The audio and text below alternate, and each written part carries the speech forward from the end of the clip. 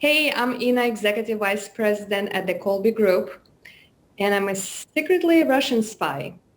Kidding. Or am I? Welcome to the Colby Show, sponsored by the Colby Group, based right here in Washington, D.C. The Colby Group helps companies grow their leads, employees, and sales in all industries, but with specific focus on insurance. The Colby Show is a YouTube show and a podcast. You can find us anywhere. Today we're going to talk about B2C insurance lead generation, but first let's have our panel introduce themselves with the name, title, and one fun fact about them. I'm Brian Carter. I'm the Chief Marketing Officer. There's nothing fun about me at all.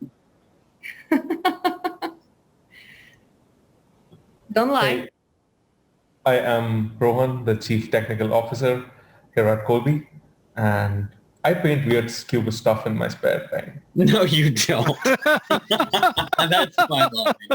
That's fine. Nice. All right. I had to take yours. I won't even try to compete with that. My name's Max Warren. I'm the Chief Growth Officer, and I spend a ridiculous sum of my time delving into Buddhist and Zen philosophy as it pertains to Japanese martial arts. That's fun. It's fun for me. Okay. Thank you, guys. The topic today is B2C insurance lead generation. In other words, how you get more sales appointments with the prospects you want to target. So let's get into it. Rohan, first off, how do we categorize all the kinds of leads we provide to insurance companies? Yes. So when we categorize leads, we basically look at verticals and the sources these leads come from. So I'll take verticals first. We usually work and generate leads in final expense, that's also known as burial insurance, or life or term life. Then we move into Medicare, that's over 65, health insurance, that's under 65, and auto insurance. Then these are the verticals we service now. In these verticals, there are various sources the leads are generated in. These would be email sourced, display ads sourced, search engine sourced, social media sourced, and last but not the least, co-edge leads. Awesome. Thank you. Brian, what have you heard in the insurance industry about the best use of the lead? Best uses? Yeah. It's funny. There are a lot of people like a lot of different types of leads, for different things. Like some people like direct mail. Some people like warm transfers from TV ads. Everybody seems to have kind of like their favorite type of lead. But I know that a lot of times when you're a new agent, they'll give you aged leads and you'll go out there and you'll just door knock, or you'll get on the phone. You get a lot of experience in the beginning, getting your pitch down and everything, which is always good for salespeople. Those are a few uses. Thank you. Rohan, we do other type of leads too, right? What other industries do we serve? And what are those industries looking for? So apart from the insurance space, we also do solar and mortgage. Solar is basically someone looking to repair their existing solar, get a new one installed, or to replace the existing one. And mortgage, we usually target, homeowners who are either first-time mortgage takers or refinance. We also have a special category for VA loans, and we do generate leads for them as well. Again, all these are again verticals, and all the lead source types that we spoke about earlier come in this category as well. Great. Max, I know you're a bit newer to B2C lead business. What have you noticed in learning about it that companies need to consider? The great question. One of the things that I'm sure we'll touch on that Rohan and Brian are both familiar with is the idea of intent. So a lot of times what companies really want is not just a qualified lead, but they want a lead with the highest intention possible, so that the actual offer that they're going to reach out to somebody about, that person has expressed a specific interest in it or something so similar to it that it's relatively easy. It makes sense because you can imagine if, just to give you a crazy example, but it happens, you go out online and you're like, wow, I like this toaster, and somebody calls you and says, hey, how would you like, with that new toaster, some timeshare in the Keys in Florida? And you're like, what? How did that happen? But it happens, right? It's kind of nuts. But that's an out-of-the-box example. But high intention is really important, so that when you do have the opportunity to reach out to somebody, they're familiar. It's something they're ready to talk about, and they've already expressed a lot of interest in it. So I think that's probably the biggest factor. Thank you. Mm-hmm. Rohan, what are the options for lead delivery for the client? Oh, yes. So this is my area, right? So this is where the tech stuff comes in. The market nowadays is ready for ping post. That's like dynamic bidding. But I'll get you the order in which these are more reliable to the least reliable. So we start from the delivery method of delivering a lead directly to a client's CRM. We do that either via direct post, sell all the data at once, or a dynamic bidding, right? That's ping post. Then we move to an SMS text. We can text the lead data right to the consumer's or buyer's cell phone. And then I would categorize this as the most non-reliable method of receiving a lead. That's email. With all these email policies around, 90% of these leads end up in the spam anyway. So post to their CRM, SMS text to their phone, and delivery by email are the most common and prominent lead delivery methods in the market now. Thanks, Rohan. Brian, what can we do for commercial insurance agencies?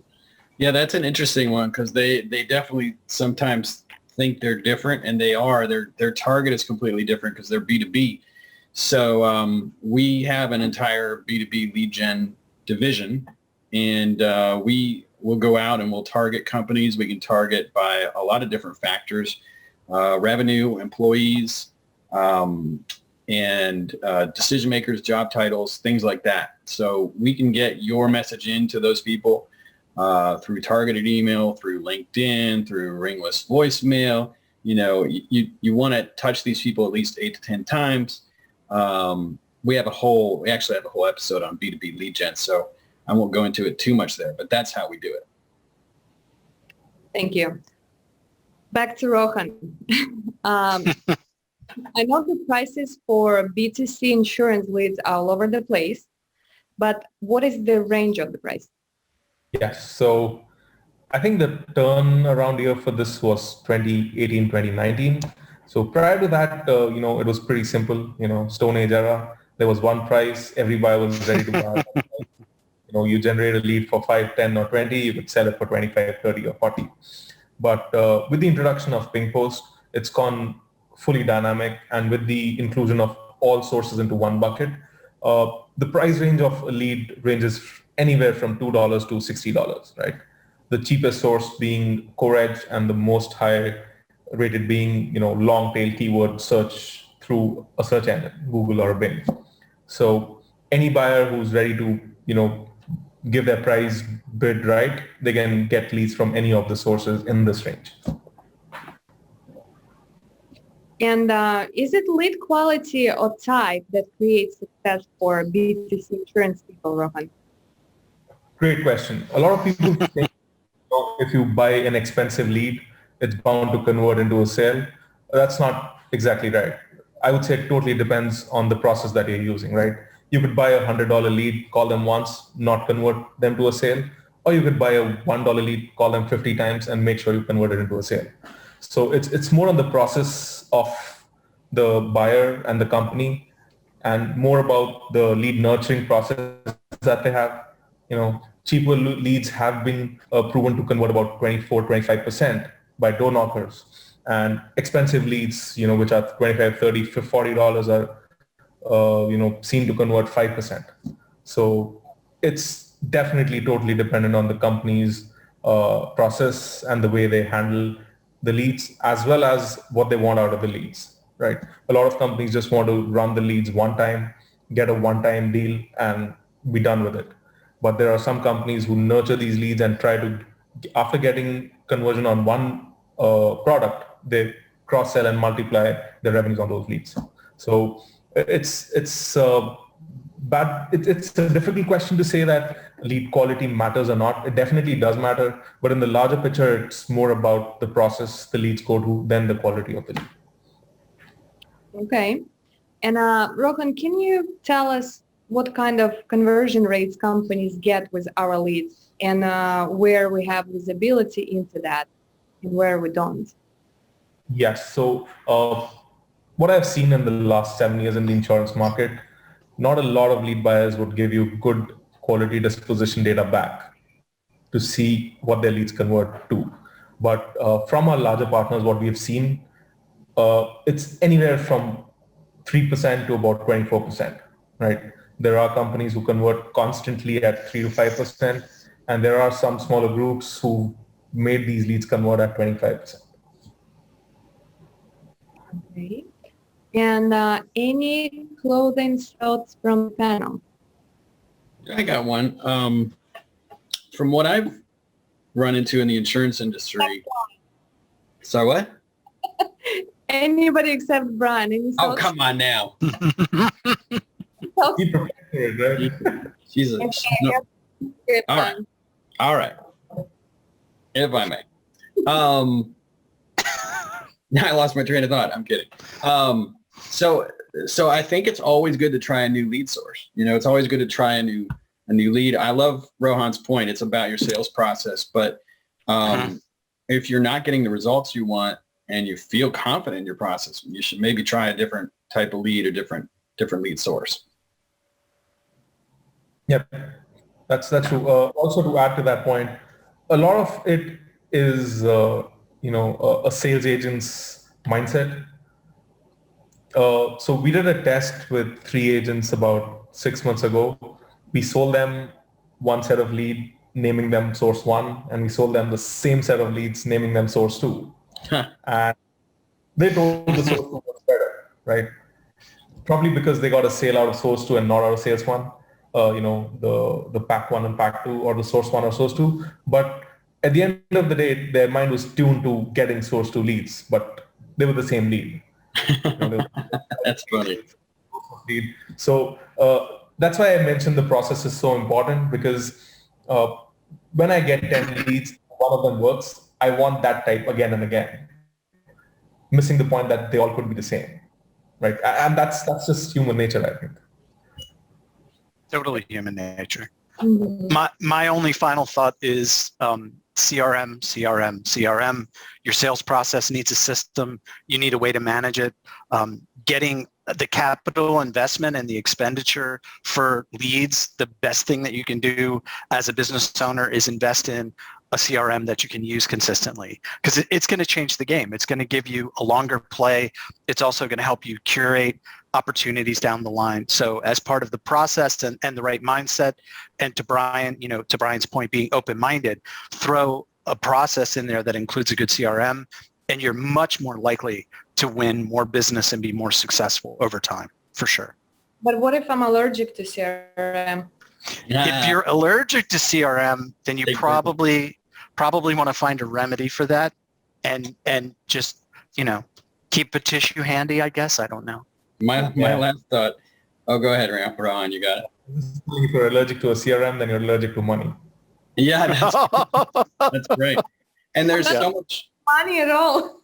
There's so much automation now. There are some good CRMs out there that you guys may know about for insurance that automate some of these things, whether it's like text follow-up or ringless voicemail follow-up or multiple emails, or it like calls you to remind you to call them. Get one of those CRMs. For sure. Okay.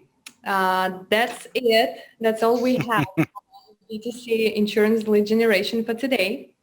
Thanks to our panel, Rohan, Max, and Brian. And I'm your favorite Russian spy, Natasha. Oh, Ina.